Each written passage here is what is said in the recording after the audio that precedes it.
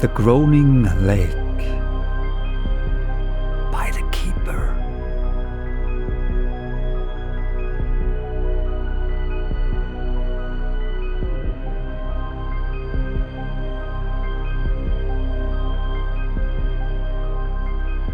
There is no easy way to describe the events at Lake Teoh, mostly because the lake now no longer exists, at least not in the way it once traumatized us.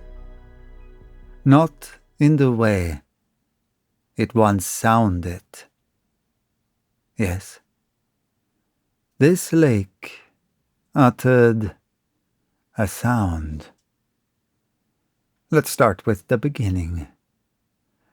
Last summer, my friend Josh decided to convince our friends group to do an outdoorsy activity. Initially, they wanted to go rock climbing. I don't hate rock climbing, but I felt a strong urge to go to the lake.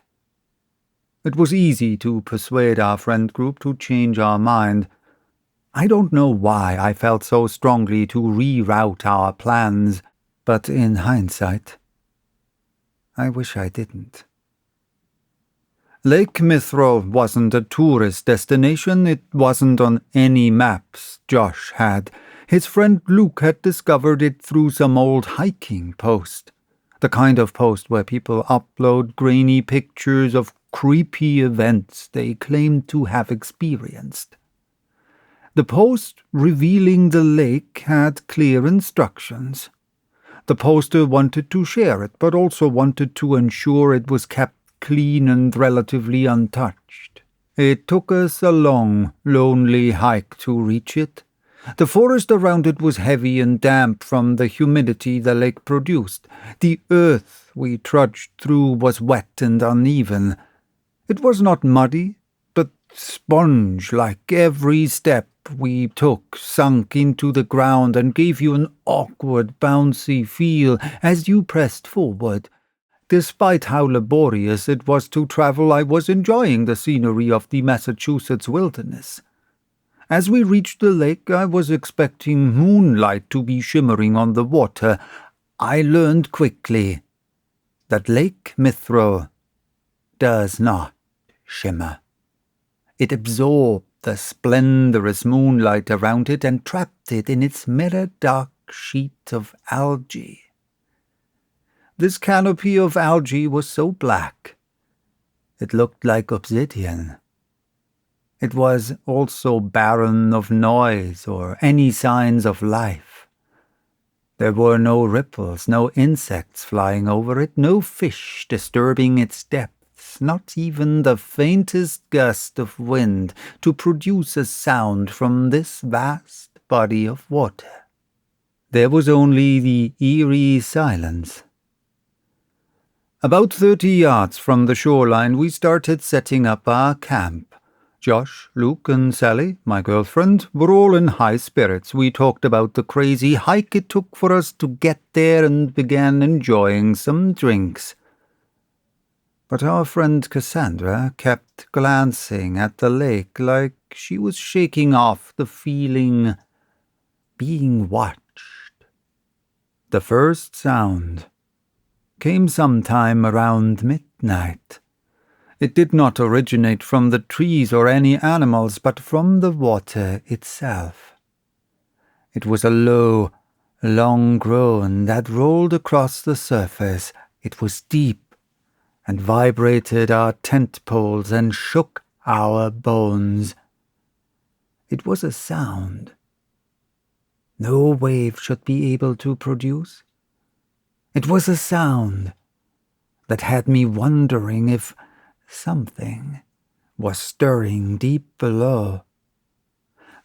We all scrambled within our tents to grab our flashlights and makeshift weapons. Josh aimed his flashlight at the lake, just as the lake had done with the moonlight.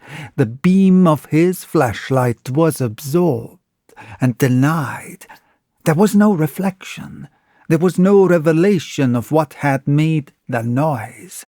"Do lakes make noise like that?" Luke whispered. No one dared to answer. Movement in the water clutched firmly onto our focus. All of us stared dumbfounded as a bulge began to rise from the center of the lake. This bulge caused a ripple across the lake, disturbing the algae and sending rays of light bursting from them. The light was blinding but captivating. As soon as my eyesight recovered, I pried my fixation back onto the lake.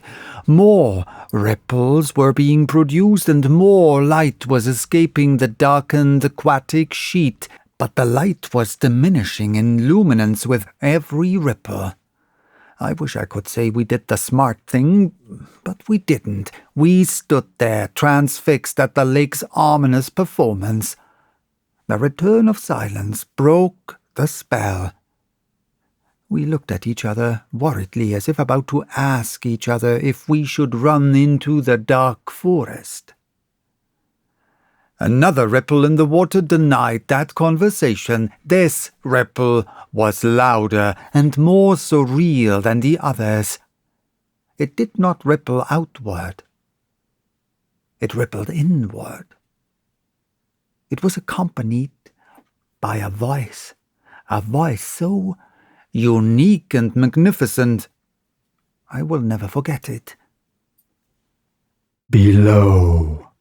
The word sent shivers down our spines. It didn't feel mortal, but like hearing someone talk in a dream, but so visceral and pain-inducing, we knew we had the misfortune of being awake. "Run!" I shouted, taking initiative. More cascades erupted in the water as something began to rise from its depths. I had no intention of finding out exactly what it was. I wanted to get us the hell out of here. No one argued. They began sprinting behind me. As we entered the forest, I grabbed Sally's hand. Her pulse was raging. Our feet began to trample on the spongy dirt. But now it was different. This spongy dirt began to ripple and vibrate in such a manner it felt alive. The vibrations drilling into us through our shoes, feeling like a foreign heartbeat, pacing to a dark, malicious rhythm. Eventually, we reached a fork in the trail. We had two options: take the left, which we had taken to arrive there, which was shorter, or the more scenic right route. The sound of crunching forestry behind us reinforced the need to decide quickly. "We are going left," I shouted, thinking the choice was obvious. I suddenly felt a sense of dread after shouting that. This path would lead us past a small pond. Would that water be problematic? Was all the water here infested with whatever evil was chasing us? "No, you are making the right choice. Lead them all," I thought. I don't know why I felt so reassured. It was a silly trail of thought to begin with, but also a silly, almost foreign way for me to reason with myself. But I forced all thought from my mind as I kept up a pace for my friends to follow. We were almost beyond this pond when I heard a scream from behind us. "Help!" Josh screamed as tendrils from the pond wrapped around his feet and pulled him into the water. "What?" I said as I turned around, but to my horror, the pond was now a bubbling crimson. The sound of our pursuer grew louder. The tendrils began to loosen and writhe within the pond, as if losing interest in their fresh catch and hungry for another. "Keep going!" I shouted again, horrified with myself for not doing anything to help Josh, but unwilling to lose another friend. If we could just reach our cars, maybe we could be safe. Maybe we could live to get help, to find out what it was that just killed him. Finally, we reached our vehicles. Our hearts were pounding, and the noise behind us became eerily non-existent. Despite the cessation of it, we frantically got inside our cars and sped down the road. We met up in the parking lot of the nearest gas station. Sally and Luke were hysterical. Cassandra and I tried to reason with them that we couldn't go back, not until we found help. I called 911 and was assured that help would be on the way. Shortly after my call with the police, I received a text from Josh. "You led him well." I almost dropped my phone when I read this. How was this possible? Was Josh still alive, or was something texting for him? What did leading him well mean? Would we have survived if we had gone right? I'm almost certain now that we would have. Guilt has etched inside me as I wonder why I was so adamant to go left, so adamant to do this trip at all. I then remembered the thoughts that made me make those choices. Were they even mine? The flash of blue and red disrupted my internal reflection as the police arrived. We gave them our story, and the officer started coordinating with the forest rangers to search for Josh. The search party did not find Josh, and they did not find a pond or a lake. The forest, they said, was dry as bone. We were questioned for weeks. Josh's parents were furious. The police were certain we were abusing stimulants, but our tests came back clean. They were contemplating charging us with murder. But Josh's phone started getting triangulated by the police, showing up at random places through the state, but moving too quickly to be caught. No murder charges were brought against us. I showed the police the text I had received from Josh's phone. This now has them believing someone else killed him in the forest and has hidden his remains. They still don't believe us about the lake, deciding for us that we may have witnessed the murder in the dark, and the trauma warped our memories. Weeks later, I received another text from Josh. "Next, you will lead Sally. Then, you will become my voice. You will herald my return." I was shaken when I read this. I don't know what kind of sick joke was being played on me, but I was not amused. I showed this to the police. They urged me to be careful. I have given that phone to the police and started a new plan with a new number. I have also, it hurts to write this out, I have broken things off with Sally. I didn't tell her why. I made up some bullshit reason to be mad and to end things. I can't stop thinking about how I lead us into the forest and down the path. I don't know if I can trust myself. And if